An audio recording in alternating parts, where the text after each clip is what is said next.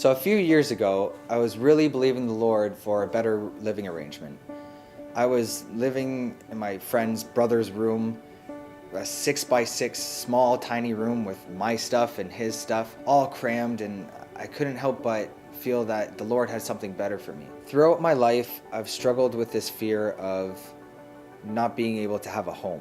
When I was 10 years old, my parents kicked me out and I was put into foster care. Jumping from home to home, not really getting a real sense of what a home actually was. When I was 15, I was living on my own, accepting any place to call home. A few years after, I came to Light City and started to really grasp a real understanding of who God is. One day, I was really just crying out to the Lord, "Lord, you have something better for me."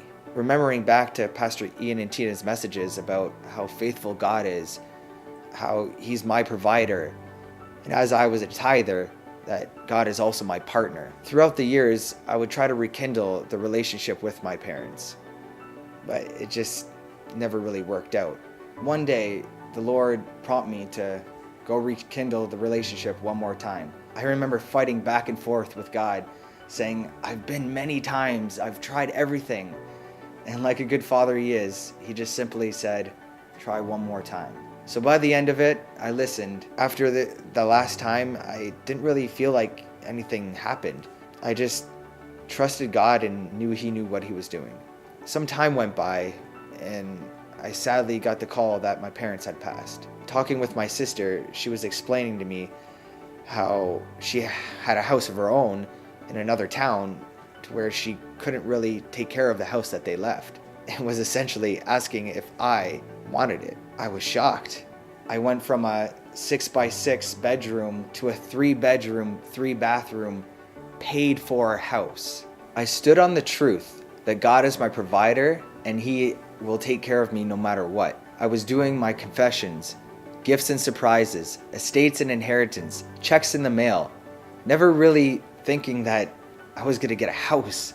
When I heard the news, what my sister had offered, the Lord spoke to me and said, "Because you obeyed, I'm giving this to you, and you'll never be without." When I was put into foster care, I became Crown Ward, which essentially means that my parents disowned me and I was awarded to the government, basically.